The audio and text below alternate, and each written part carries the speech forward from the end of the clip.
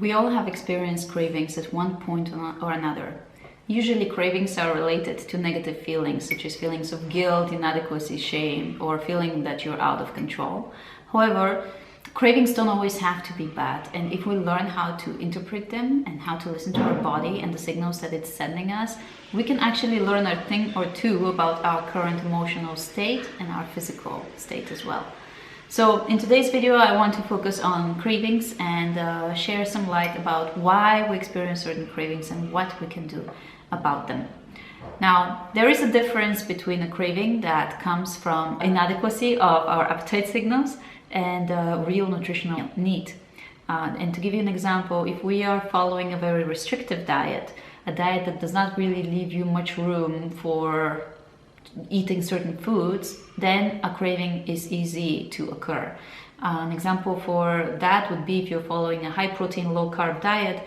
It is normal that after a certain amount of time you're going to be craving carbohydrates. Okay, and the way to address this type of craving is by balancing out your nutrition, by eating more healthy, by eating a wider range of foods, and planning your meals better. In this way, you're going to address any kind of nutritional imbalances that might be present, and cravings are naturally going to reduce.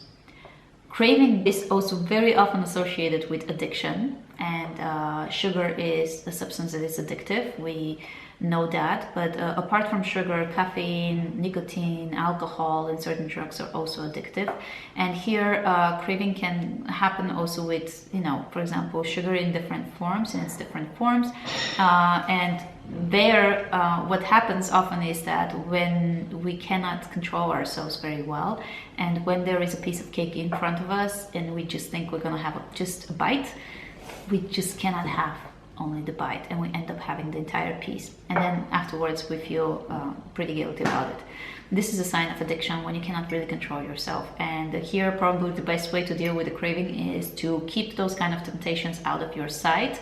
So out of sight, out of mind kind of thing, and just work your way through on training also your taste buds and getting through that initial state of withdrawal, which is natural to occur, and just stay away from it and don't get tempted to just have one bite, because usually that's going to pull you into even further cravings. Cravings are also related to allergies, and when I talk about allergies, I mean mostly food intolerances.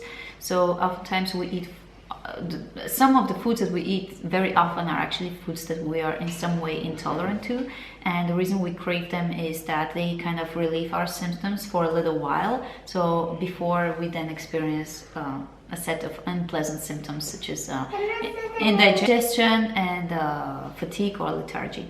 And oftentimes a way to deal with that kind of a craving is to follow either an elimination diet, just to see if there are any food intolerances present and which they are, if you don't know. Food diary can also be very helpful, just to write down what you're eating and how you feel afterwards. And of course, here a hair of the dog afterwards, that kind of method, a hair of the dog can be helpful, where you actually have just a little bit of that substance that's going to help you relieve those symptoms, and then basically reduce your craving. Our habits can also create cravings. If we are used to having a cup of coffee every afternoon with something sweet, then this is a kind of a ritual that we have created that becomes repetitive, and so we crave that ritual, with that reward system is being always cued in.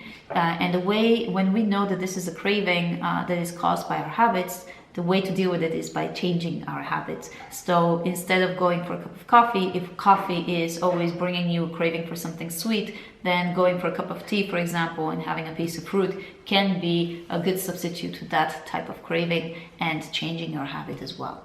A lot of times cravings stem from our emotions. We know, for example, that chocolate is tied to the emotion of love.